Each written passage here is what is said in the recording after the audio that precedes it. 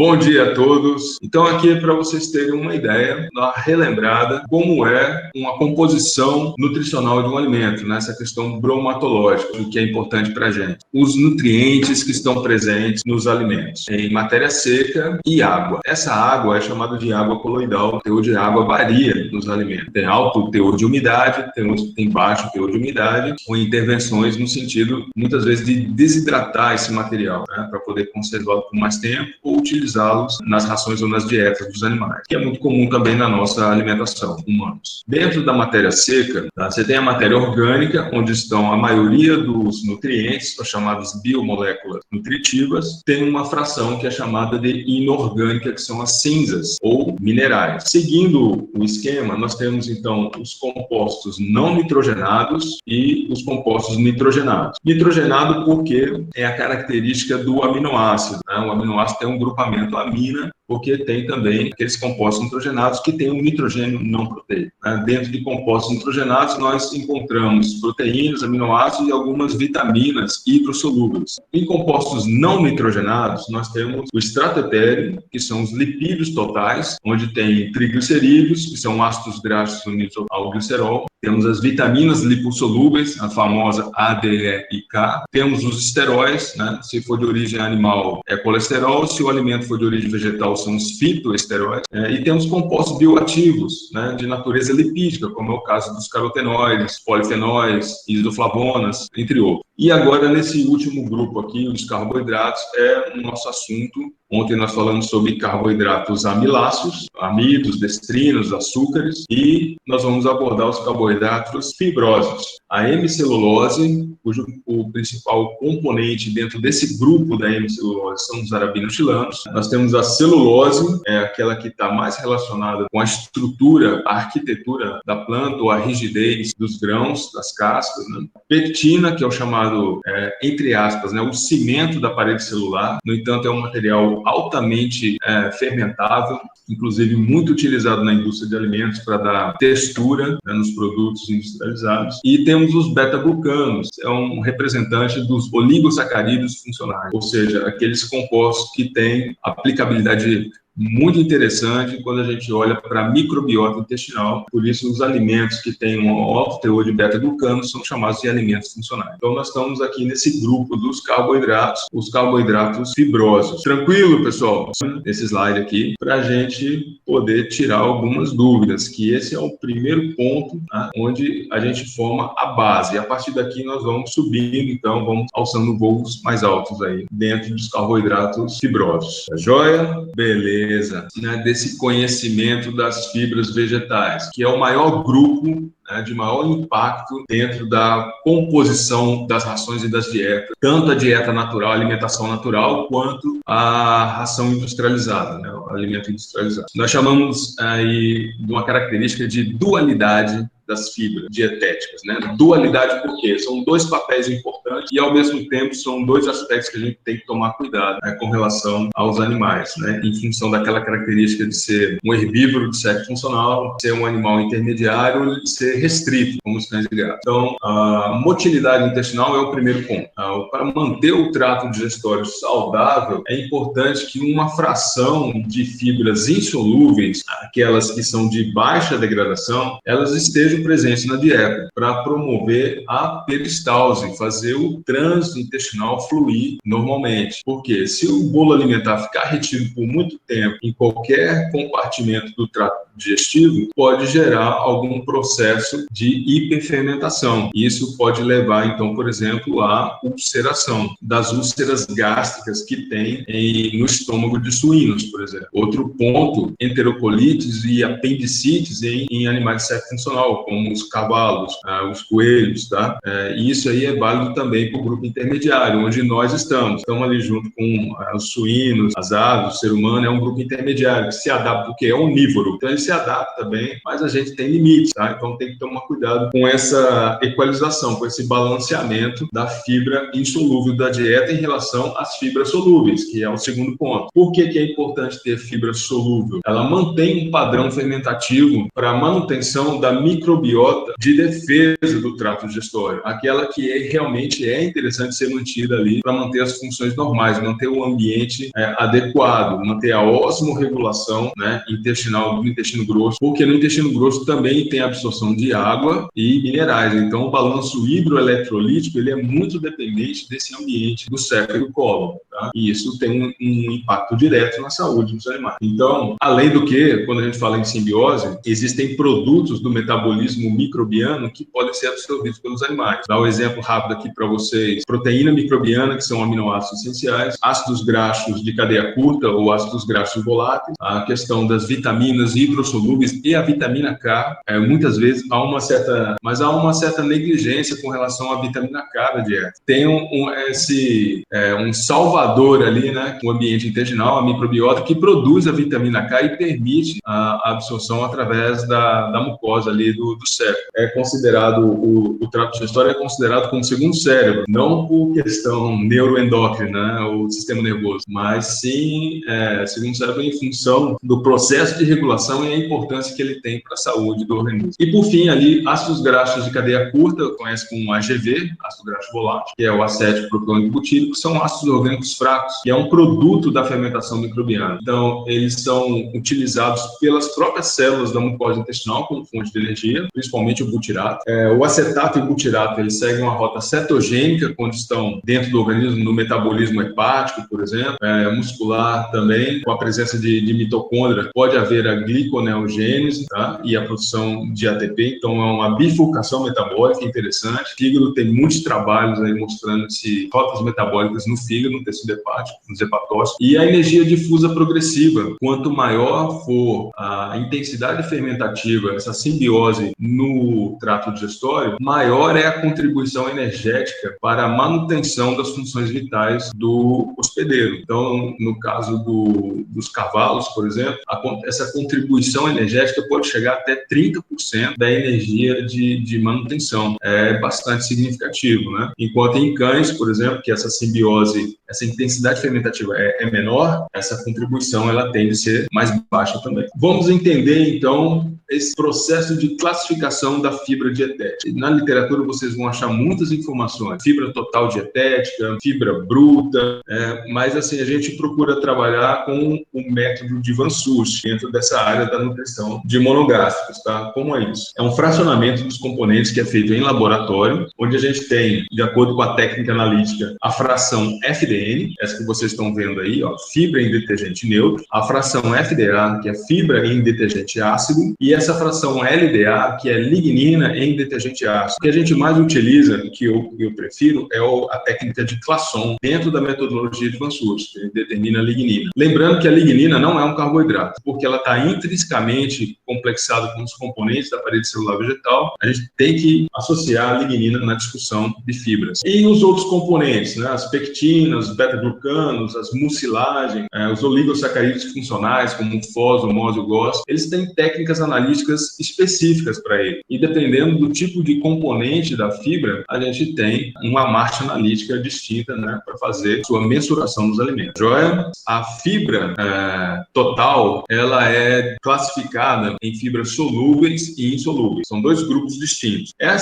Esse fracionamento que está aqui embaixo, dentro desses quadrados, nesses retângulos, é com relação às técnicas analíticas de laboratório. Por exemplo, o FDA, que é fibra em detergente ácido, um representante das fibras insolúveis, aquelas de baixíssima degradação, que estão mais envolvidas com o efeito físico dentro do trato digestório. As fibras solúveis, elas estariam mais próximas aqui, ou estariam dentro desse grupo FDN, seria a mensuração total ali. Tá? Então, quando eu faço a diferença entre o FDN e o FDA, eu vou achar uma fração que a gente chama de hemicelulose. Essa hemicelulose, que é a diferença entre FDN e FDA, vai me dar uma similaridade com a fração fibra solúvel do alimento, uma proximidade das fibras solúveis. Mas para eu mensurar os componentes da fibra solúvel, eu tenho essas técnicas específicas aqui embaixo para cada componente dele. Então, essa divisão fibra solúvel e insolúvel, ela está correlacionada com essa outra análise aqui embaixo, onde eu faço as divisões, né, dos componentes da fibra. É tudo nosso. Vamos seguir em frente. Fibra solúvel. Então, eu vou falar primeiro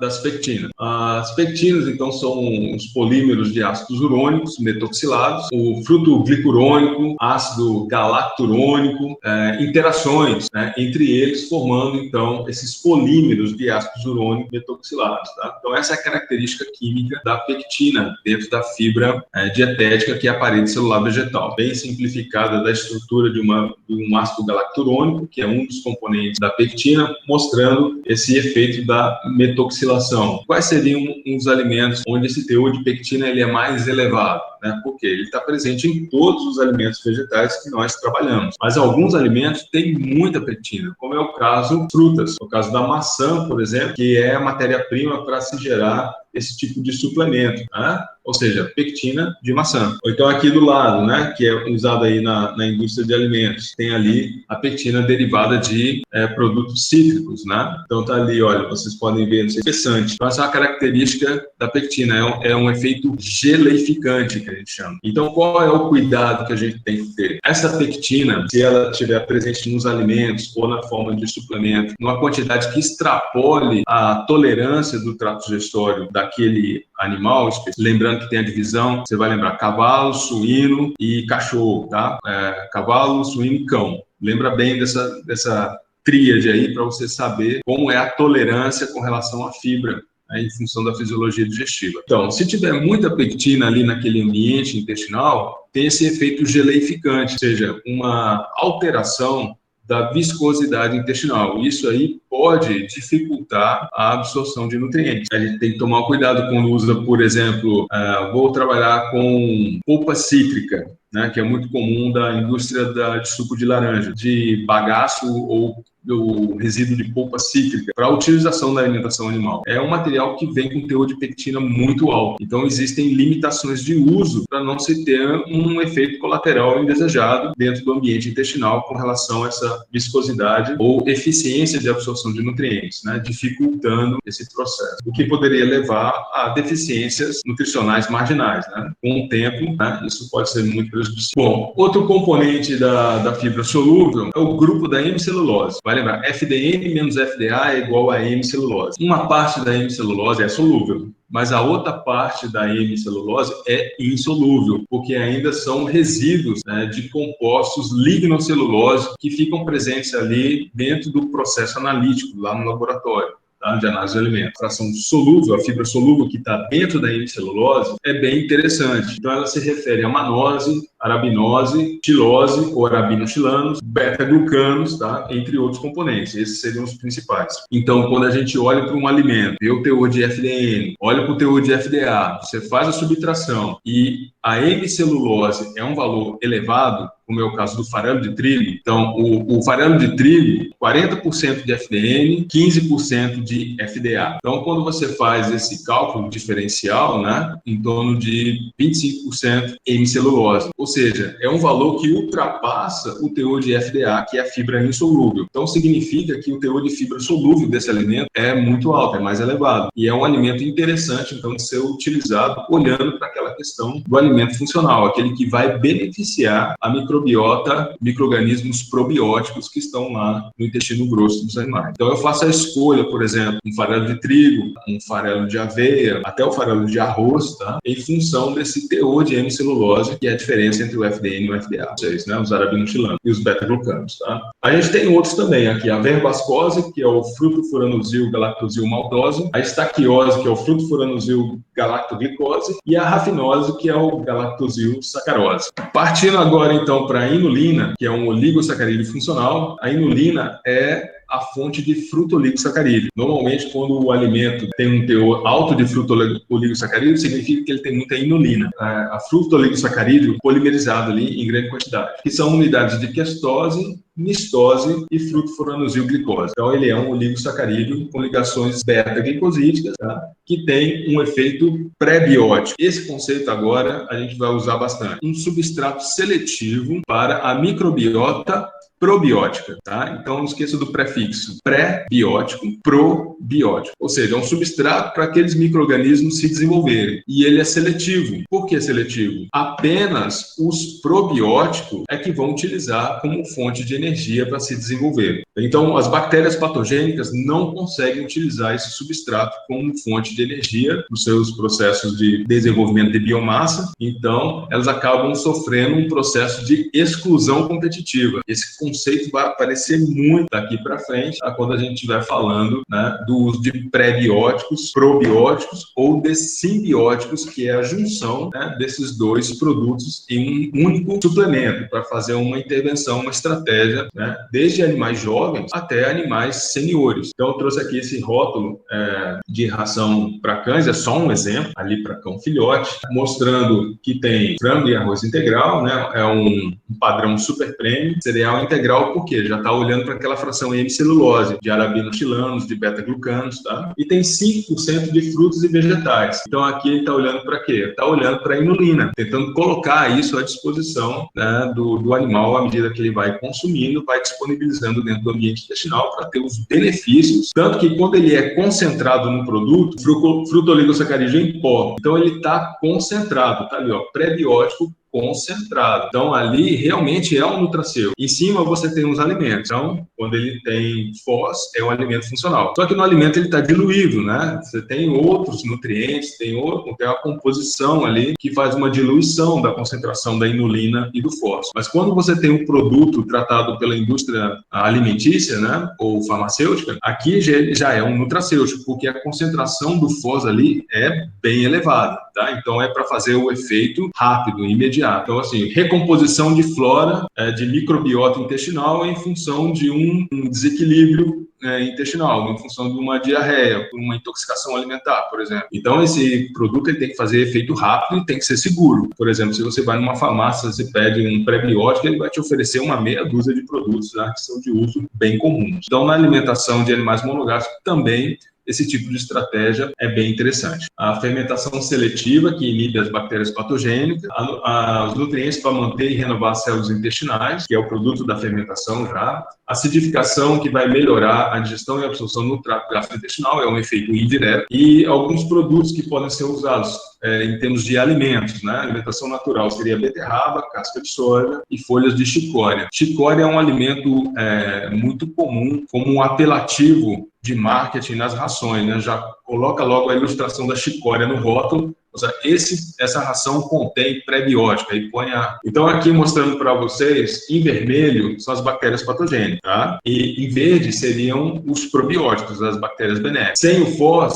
né, você tem um risco das patogênicas subdominantes elas tomarem conta daquele ambiente, elas explodirem essa biomassa, né, e trazer problemas de saúde para os animais. Com o frutoligosacarídeo, que é um substrato seletivo para microbiota probiótica, né, ele promove essa exclusão competitiva, né? Então, por exemplo, Bifidobacterium, os lactobacilos, entre outros, né, eles ocupam a região da mucosa de adesão que é necessário para se manter naquele ambiente, e então permitem ali uma maior resistência a essas bactérias patogênicas no ambiente intestinal. Uma das grandes vantagens, né, com relação ao desafio sanitário do ambiente. Seria uma estratégia preventiva, onde você tem como efeito indireto uma melhoria na utilização de nutrientes dentro do metabolismo. Bom, outro produto bem interessante nessa mesma linha de raciocínio é o mananooligosacarídeo, que é o MOS. Ele é derivado da parede celular de levedura e de algas, mas o tradicional é de levedura. Resíduos de cervejaria, resíduos de destilaria, tá? Eles são bastante utilizados como fontes de leveduras, né, para extração do MOS. Vocês já devem ter visto também em várias oportunidades no supermercado, na farmácia, suplementos de levedura, tá? Do suplemento do MOS existem também essa forma de nutracêutico, que é o produto concentrado. A dosagem é que faz a diferença aí no caso. Composição dessa parede de celular de leveduras, né, ideal. Beta-glucanos, beta-mananos e beta-1,4-acetilglicosamina. Essa é uma simplificação da composição da parede, que ela é bem mais complexa do que isso. Mas aqui é só para a gente entender os principais componentes, seus efetores dos benefícios dos animais.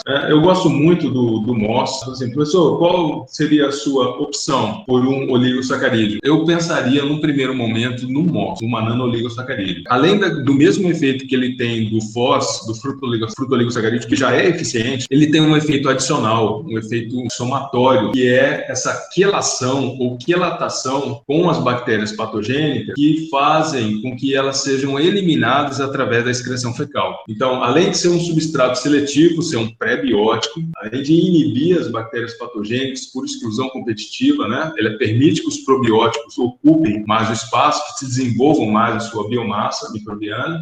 Ele ainda promove essa quelação, ou seja, as bactérias patogênicas deixam de se fixar na parede, na mucosa intestinal, do cefalocolo, e acabam sendo eliminadas, né, com maior eficiência para excreção fecal. Tá? Então, isso melhora muito também a eficácia imunológica, tá? Porque o desafio passa a ser menor. Então, o Saccharomyces cerevisiae, Saccharomyces boulardii, tá? São as leveduras mais utilizadas. E as algas, muitos tipos de macroalgas, que também estão sendo exploradas, objetivo, tá? De extrair uma nano-oligosacarídeo para ser usado como uma estratégia nutricional na alimentação humana e animal. Procurar trabalhos de pesquisa com o MOS, vai aparecer trabalho com cães, aparece trabalho com frango de corte, galinha poedeira, com suínos das diversas categorias, aparece trabalho com cavalos, e na alimentação humana nem se fala, né? O número de trabalhos que tem dentro da nutrição humana é incrível. A questão sempre está envolvida com a dosagem. Esse é o ponto-chave aí. Qual é a dosagem que você vai proporcionar para a ingestão diária do animal para ele poder fazer o efeito? Tá? Então, por isso que tem essa diferença entre o alimento funcional, que tem o oligosacarídeo, e o nutracêutico, que é aquele produto manufaturado que tem uma alta concentração desse mesmo oligosacarídeo. Então, a dosagem faz toda a diferença, que é a ingestão diária. Quando tem esse processo de exclusão competitiva, significa que a microbiota probiótica, que ela é desejável, benéfica, ela está ocupando mais o espaço fecal do ambiente intestinal, em detrimento dessa microbiota patogênica, que ela não vai deixar de existir, ela vai ficar achando subdominante. Tá? É uma pequena população que está sob controle ali, porque essa microbiota ela produz uma substância chamada de bacteriocina, é um grupo de, como se fosse um antibiótico natural dessa probiótica. Então, isso já é um processo de exclusão, certo? De redução de competição, redução de desafio imunológico ali dentro. Tá? O que tem de vantagem no MOS é que ele permite que as bactérias patogênicas se liguem a ele. A bactéria patogênica, por exemplo, o Clostridium, ou mesmo coliformes fecais, ou salmonelas, entre outros aí, eles não conseguem utilizar, não conseguem fermentar, degradar esse substrato. Então ele fica ligado ocupando os de adesão da bactéria e faz com que ela seja perdida para a excreção fecal. Ela não consegue se aderir na mucosa, que é um processo básico, né, de colonização, tem que ter a adesão na mucosa para poder se manter ali e multiplicar. Nesse processo também há uma perda, uma eliminação dessas bactérias patogênicas. Então, como é que melhora a eficácia, a imunidade aí nesse caso? É por uma redução de desafio. Sabe que tem o malte, né, que é aquele tecido linfóide associado à mucosa, você tem aquele processo de geração de anticorpos ali no primeiro momento, junto com os macrófagos. Como a necessidade de geração de anticorpos ali, de montagem de defesa imunológica, ela é menor, então a gente fala que isso aí está melhorando a eficácia imunológica, porque ela está pronta, né? Não está sobrecarregada o tempo todo. Então, quando tem aquele efeito agudo, precisa agora atuar macrófagos, linfócitos, né, neutrófilos, todo mundo junto, então está tudo à disposição. Então, a eficiência do processo, um benefício, né, de melhoria da eficácia. Tá joia?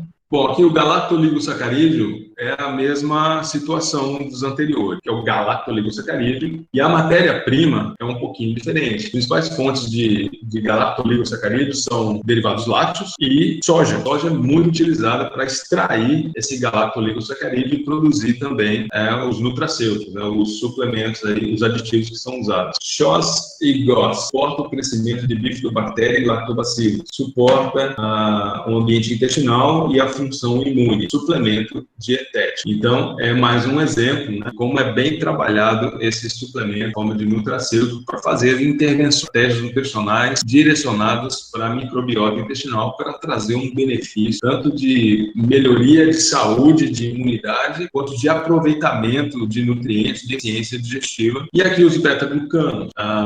Tem esse suplemento aqui, beta-glucano, que ainda vem enriquecido com vitamina D, vitamina C, selênio e zinco. Tá? É um super, mega, ultra suplemento. Mas a gente adquire os beta-glucanos através dos alimentos. Então, a aveia é o principal representante em beta-glucano em maior quantidade comparado a outros alimentos. Fala tanto em alimentos integrais, né, grãos integrais, farelo integral. Então, a aveia tem uma grande quantidade e ela foi registrada primeiramente na década de 90, se não me engano, nos Estados Unidos, como um alimento funcional. Credibilidade, constatação científica, evidência científica de que realmente a aveia pode ser considerada um alimento funcional em função dos beta-glucanos da parede celular vegetal. Então, aí o farelo de trigo, o farelo de arroz, né, esses grãos integrais, eles têm diferentes proporções de beta-glucano, mas todos têm. Tá? Então, é interessante a gente fornecendo dentro daquela fração da hemicelulose, beta-glucanos, que é bem interessante para o ambiente intestinal. É uma fibra solúvel, fibra boa para a microbiota intestinal,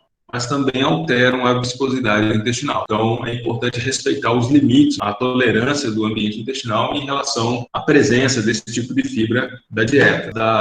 Dos limites de inclusão de alimentos com fibra solúvel em função de pectinas e beta-glucanos, porque eles alteram a viscosidade intestinal. Na literatura tem alguns relatos, né, classificando esse tipo de fibra como um efeito antinutricional, ou seja, quando ele está em excesso, ele altera tanto a higroscopicidade do bolo alimentar, né? Ele absorve tanta água, ele retém, faz uma rede retentora de água tão intensa, tá? Que ele torna o bolo alimentar mais pastoso, menos fluido, e dificulta muito a translocação de nutrientes do processo digestivo para permitir a absorção através dos vírus intestinais. Então, tem que se respeitar o limite do trato digestivo de cada espécie animal. Os animais de cérebro funcional, que são mais tolerantes à fibra, a gente trabalha com maiores inclusões dietéticas. No caso de cães, que são mais restritos, obviamente a gente trabalha com níveis bem mais baixos desse tipo de fibra nas dietas. Tudo bem? Então, vamos falar da fibra insolúvel, celulose como principal representante. Então, é um carboidrato da parede celular vegetal. Ela tem as ligações glicosídicas beta-1,4. Lembra lá da celubiose que eu mostrei lá no início para vocês? Por que é considerado fibra insolúvel? Porque ela tem uma degradação lenta, tá? Não é tão fácil assim para a microbiota hidrolisar essas moléculas. Então, ao contrário da fibra solúvel, de média para rápida fermentação, a pectina é de altíssima fermentação.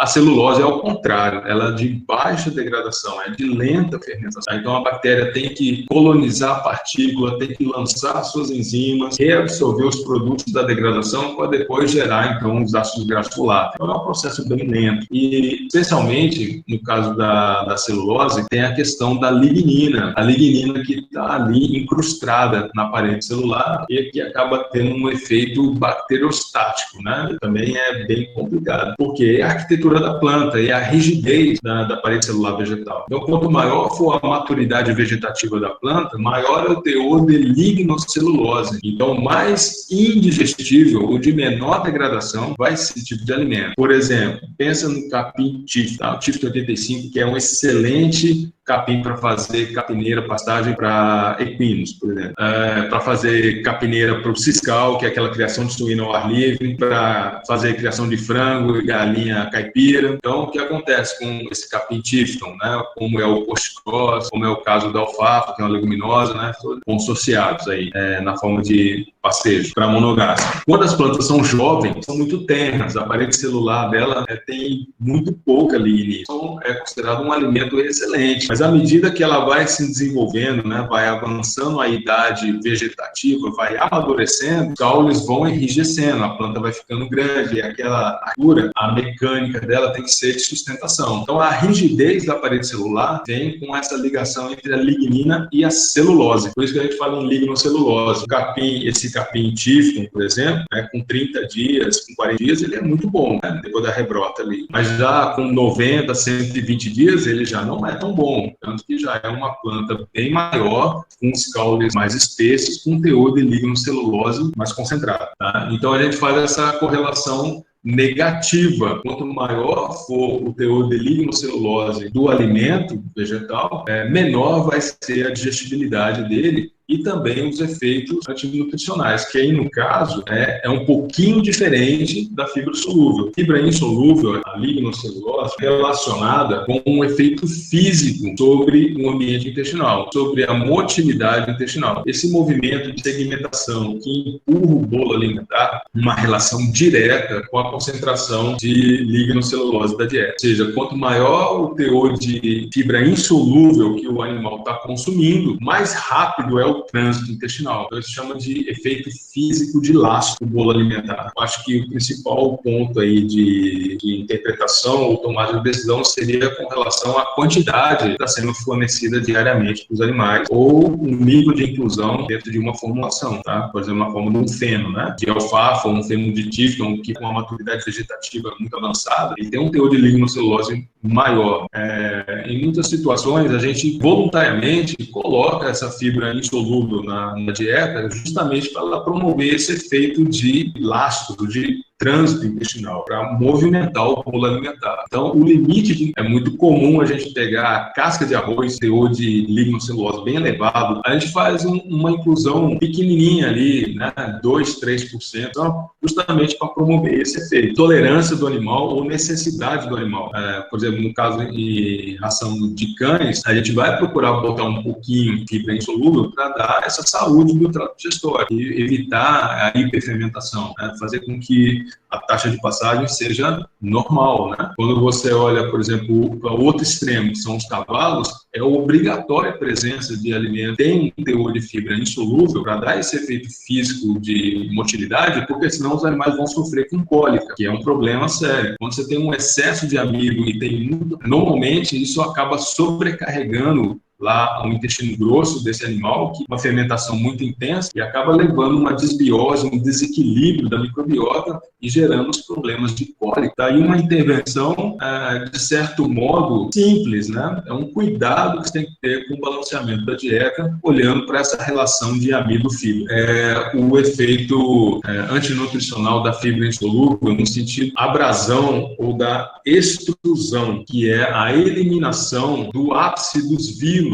mucosa do intestino delgado, no duodeno, jejum, e quando chega no ilho já tem um pouquinho de micro-organismo lá no ilho terminal. No duodeno começa o processo de digestão, no jejum está se processando a absorção e finaliza ali no ilho.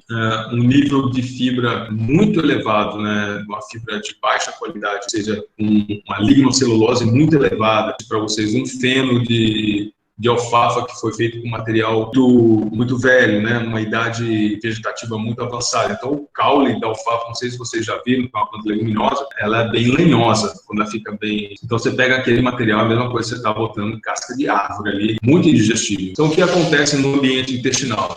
Ele promove o que a gente chama de zona de extrusão, né? Ele começa a ter esse efeito abrasivo sobre os vírus e os microvírus intestinais, fazendo o arraste, a eliminação desse ápice, que é a superfície de contato funcional para a absorção de nutrientes. Então, fazendo esse processo de extrusão ou descamação epitelial, perde muita eficiência de absorção de nutrientes. E ainda tem que gastar muita energia, gastar muitos precursores metabólicos para regenerar os microvírus intestinais. Então, chama de profundidade de cripta. Quanto maior a profundidade de cripta e menor for a altura do vírus, mais intenso está sendo esse processo de abrasão, de descamação epitelial. Um dos principais fatores causadores disso é um excesso de fibra insolúvel na dieta. Da fisiologia digestiva do trato digestório, A integridade dos vírus intestinais seria um dos motivos, por causa desse efeito descamação epitelial, esse efeito abrasivo que a fibra insolúvel na lignocelulose pode ter quando ela está em excesso na ingestão diária da dieta dos animais. Os equinos são mais tolerantes, né? Os suínos são intermediários e os cães são mais sensíveis. Então, de qualquer modo, né, extrapolando a tolerância do animal, esse efeito vai aparecer e ele vai dificultar, então, a absorção de nutrientes e o animal vai ter que gastar mais energia e mais precursores para regenerar a integridade epitelial. Isso sem falar da permeabilidade seletiva, que ela é perdida. Então, você pode abrir caminho aí para a entrada de bactérias patogênicas no ambiente intestinal, né, e gerar problemas de infecção, além da inflamação, né. Então, vamos ver como aí o sistema imunológico, como ele está sendo sobrecarregado diariamente, com efeito crônico, em função do desbalanceamento. Então, esse ponto é bem interessante, bem legal da gente comentar a noção do efeito da lignina. A lignina é um composto, um polímero de éster fenólico, pode ser de substâncias cumarínicas, coniferílicas ou sinapílicas, é a classificação química das substâncias que estão envolvidas com as ligninas, ali como lignina para simplificar, para dar uma maneira mais didática de entender a composição da parede celular, bem variável, tá? Essas ligninas estão associadas com a rigidez da parede celular ou a maturação vegetativa, que é aquela fração lignocelulose.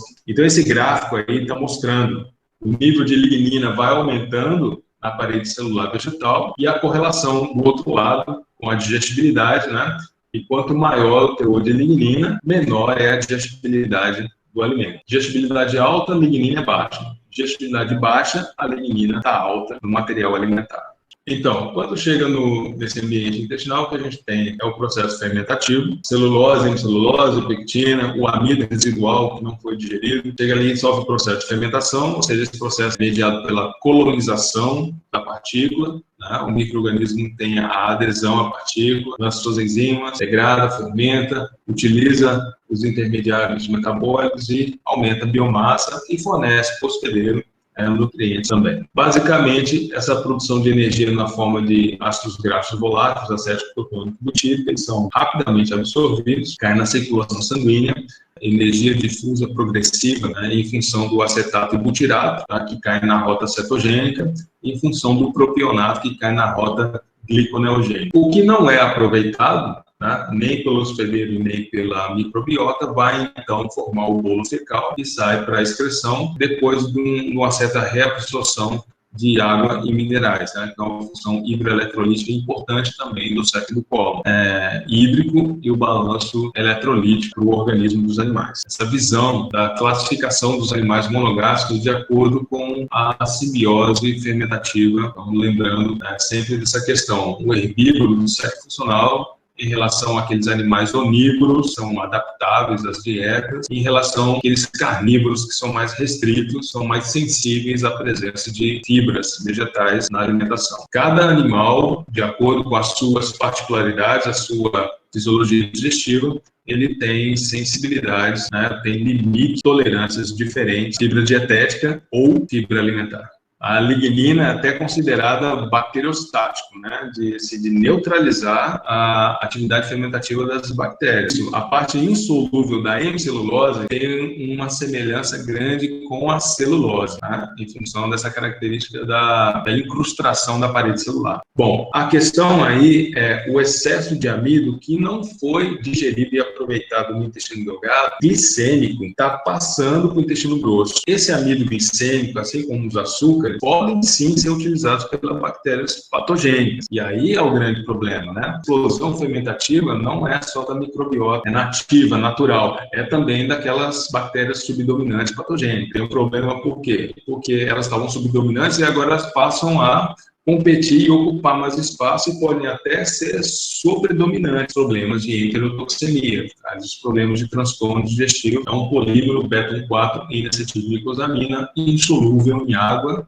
tá, e precursor de quitossanas, tá? Ou seja, está presente no esqueleto de artrópodes, de crustáceos, aracnídeos, insetos e a parede celular de certas algas. O que diferencia é o tipo de interações que acontecem entre esses componentes de acordo com a biologia de cada um, do crustáceo, do inseto, das algas e dos fungos. Então, você tem pequenas variações, pequenas diferenças que se revelam, então, como um efeito prebiótico da parede celular das algas. Por isso que ela está sendo muito explorada agora com essa finalidade nutricional, um efeito de fermentação seletiva dentro do ambiente intestinal muito parecido com o do FOS, o do MOS e o do GOS, ou beta-glucanos, que são aqueles já mais conhecidos como prebióticos. Nessa última década apareceram muitos trabalhos e muitos produtos à base de algas, né, com essa finalidade, com esse objetivo. Tá? No caso da quitina, é uma fibra insolúvel, que é exoesqueleto, né, de artrópodes, insetos e tal. Essas pequenas variações na composição levam, então, a uma classificação nutricional, que é diferente daquela classificação biológica.